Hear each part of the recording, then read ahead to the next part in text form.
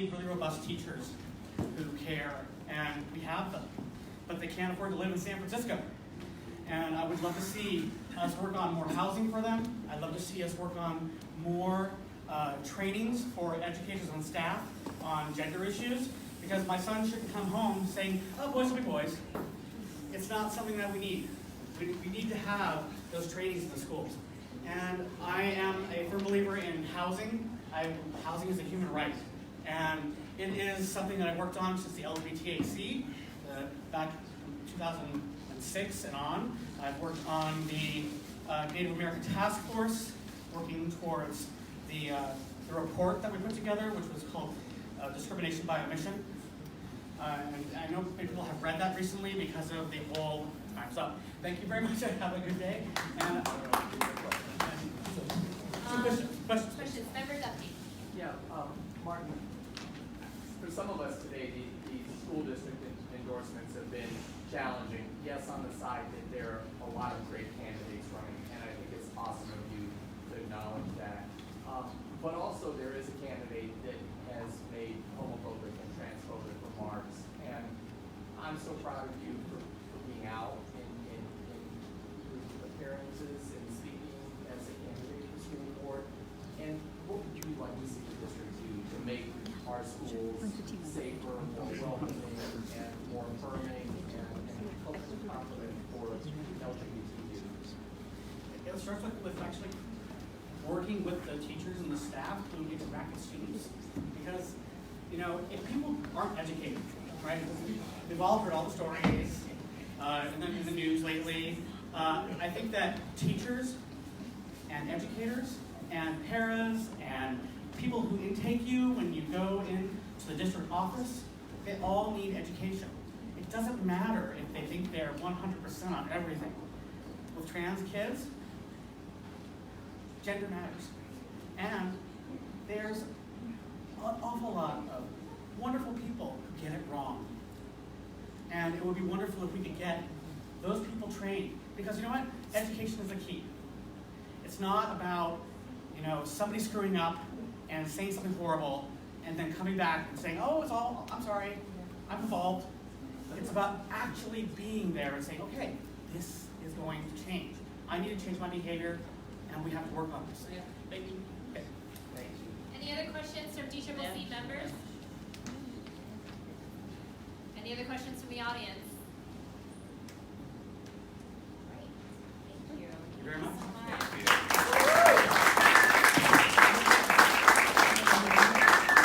Don't see the next candidate here, so I'm going to buy time. Are there any announcements that anyone would like to make? We see a lot of club leadership here today, folks from the DCCC, people from the community. Are there any announcements that anyone want to make for upcoming events or endorsement meetings? Okay, sure, come on up. Oh, if you that's fine. Good. Yeah.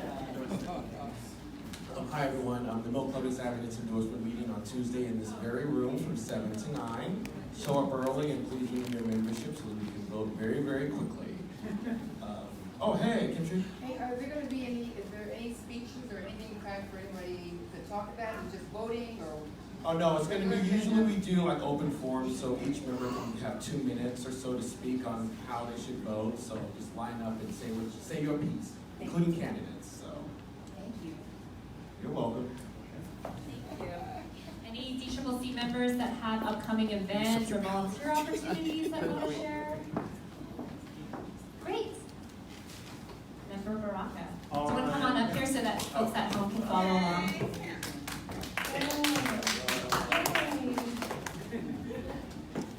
you. On September 8th, we're going to be having the March with Labor, the Rise for Justice. As a part of this, we've got the Labor Council who's endorsed this. The San Francisco Fire Department is also, firefighters have also endorsed this. It's about, we have a flyer. If you're able to Google the Climate March on September 8th, you'll be able to find more information on it. I won't go over all the details, but it talks a lot about how climate change affects working class families. and labor. So hopefully you can come out September 8th, 10 a.m. We're going to be starting at Embarcadero Plaza, formerly known as Justin Herman Plaza. Thank you. Thank you, Member Baraka.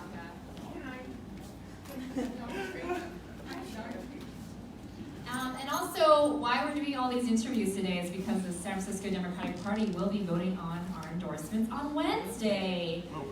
So we really hope you can join us. We are always live streamed, but we always love to have you all join us. It's going to be at the Tenderloin Elementary School. Do I have an address? Do we have an address? Or okay, well, we put it onto the Facebook link, and it's going to be at 6:30. So the way that it's going to work is that the candidates already are doing all their interviews today, so they're speaking today. And during general public comment, which is usually at the beginning of the meeting, we will have we'll allow folks to kind of speak about any of the items on the agenda. So if people want to come up to speak in favor of a candidate, they can do so at that time. There is, I think, is it 2 minutes per public comment during that time period before we actually take a vote. So you do have an opportunity to engage with us again on Wednesday, this upcoming Wednesday, where we're going to have our endorsement votes. So we hope you can join us. What was that? Okay. And I still don't see her. Oh, there she is. Okay. Oh, sorry. No, it's okay. It's okay. Give you a few moments. So we're going to have you speak for 2 minutes and then 2 minutes for Q&A. And we'll give you a 30-second warning. So I'll give you a few minutes. Sorry. For once, we're actually running a little ahead of schedule. Josephine Zhao. Thank you. Hi, my name is Josephine Zhao. I'm running for school board to help students to compete in the 21st century. San Francisco has abundant opportunities, but we need to prepare for our workforce to able to access those opportunities. And you know, in the city that we are so diverse, we have so many students. We need to be able to support each and every student to grow to their fullest potential. I'm a public school mom with 2 daughters in the school district. I'm a longtime parent advocate, and I'm an immigrant, grew up in poverty in China. And I'm also working as a parent educator, family liaison at the school district. I've also served at the education policy transition team under Mayor Reeve, and I'm also a recognized leader in providing options for college-bound students who are delayed access to advanced math and 8th grade.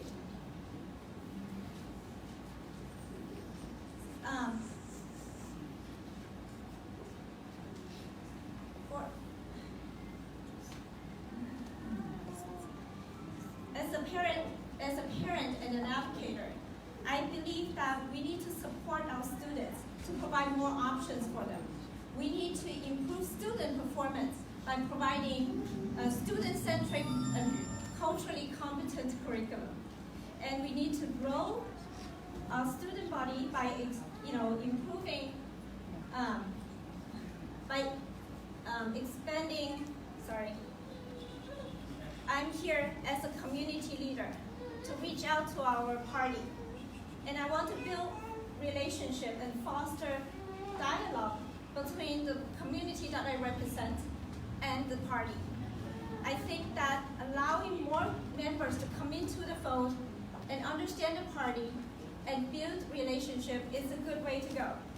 Our city has 35% of immigrant population, and 2 out of 5 immigrant members speaking a language other than English.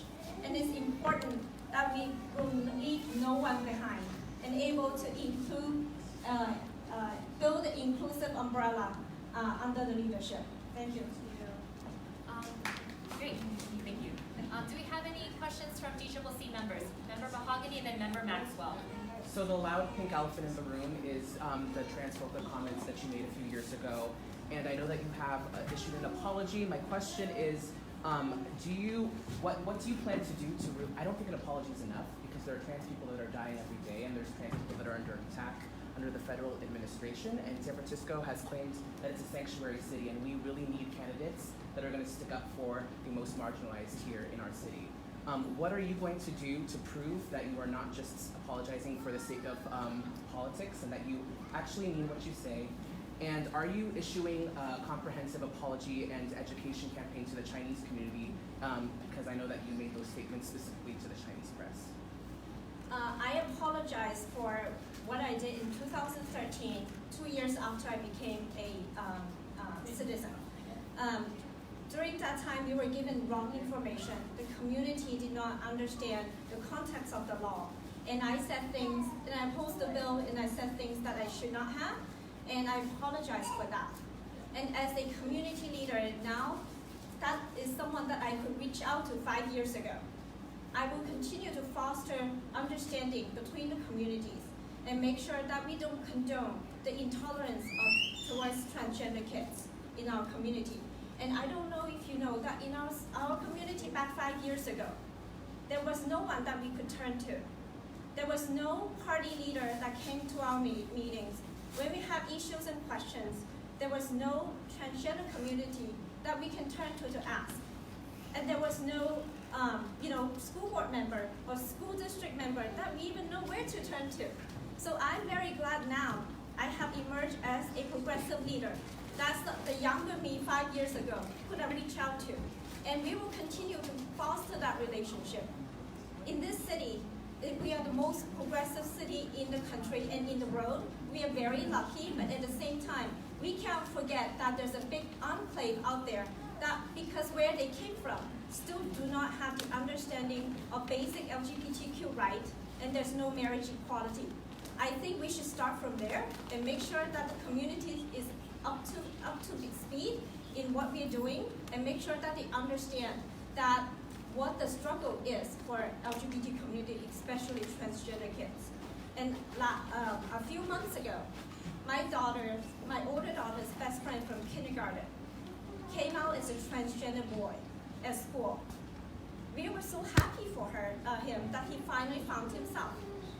However, when the news broke at home, the immigrant mom collapsed.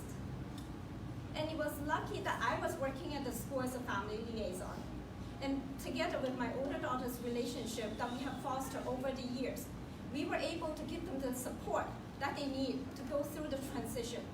And the school team was exceptional with the MTSS team being in place, suicide prevention, and clinical nurse being there.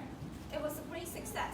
And we need to, one step by step, to make sure that people could evolve, people could come into the fold, and this is a safe space for people to do that.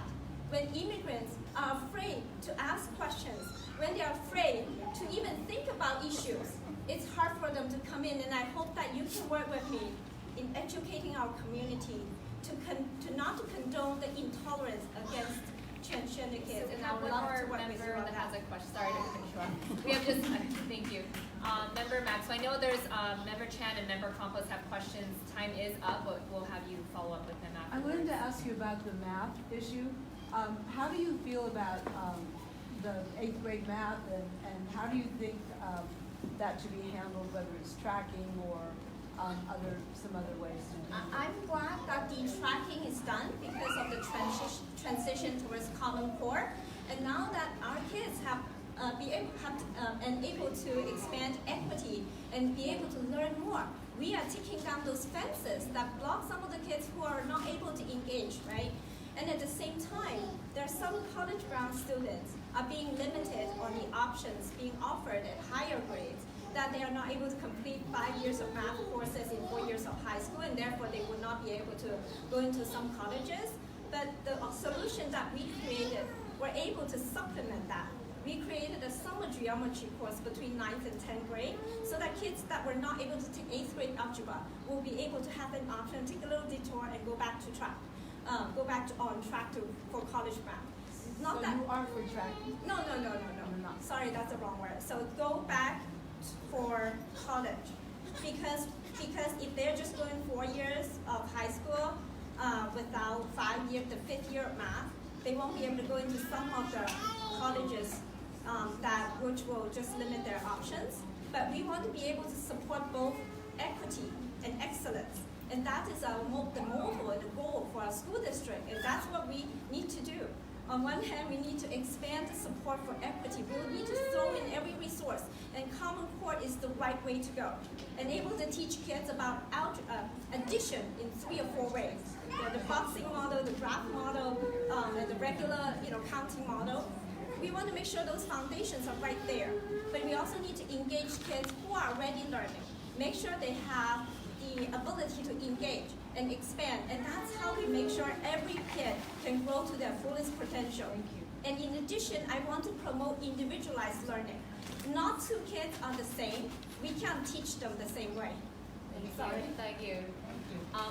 Well, we're going to have some time before the next candidates come for the assessor recorder and part board race. So maybe if you could stick around so that people can ask you questions. We are going to take a little quick break because we're transitioning to our next set of candidates. So can we reconvene here at 2:50? And if the candidates that have spoken can be around so members can ask some questions, that'd be great. Thank you.